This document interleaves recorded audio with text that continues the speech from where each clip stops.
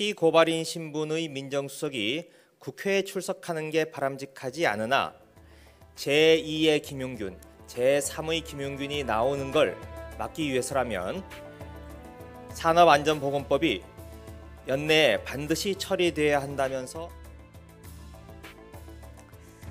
조국 민정수석의 국회 출석과 관련해 여야의 공방이 장기화하는 양상이었죠. 하지만 야당의 압박은 어제 문재인 대통령의 결심으로 풀리게 됐습니다.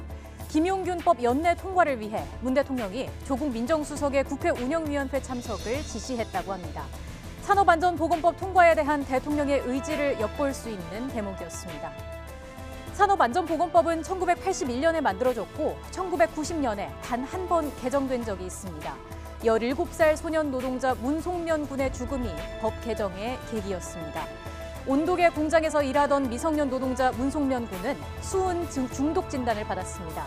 하지만 그의 산재 신청은 거부됐고 결국 4개월 만에 짧은 생을 마감했습니다. 올림픽에 들썩이던 1988년이었습니다. 문재인 대통령은 지난 11월 직업병 투쟁 30년을 맞아 피해자들에게 편지를 보냈습니다. 거기에 문송면 군을 기억합니다라고 적었습니다. 문송면은 같은 시기에 발생한 섬유 제조업체 원진 레이온의 노동자 집단 직업병 사건이 조명되고 직업병 투쟁으로 이어진 계기였습니다. 그리고 28년이 흘렀습니다. 하지만 그 사이 노동자들의 안전 문제는 끊이지 않았습니다. 구의역 스크린도어 사고, 삼성 반도체 백혈병 사건에서처럼 많은 노동자들이 작업 현장에서 목숨을 잃거나 병마에 시달려야 했습니다. 최근에는 20대 청년 노동자 고 김용균 씨가 희생됐습니다. 28년 만에 노동자의 죽음을 보고서야 개정이 이루어진 산업안전보건법. 왜 이렇게 통과가 더뎠을까요? 정부는 지난 10월 국무회의 의결을 마치고 국회에 개정을 요청했지만 사실상 무시됐습니다. 기업이 안게 될 부담을 내세워 국회 논의 자체가 거의 없었습니다.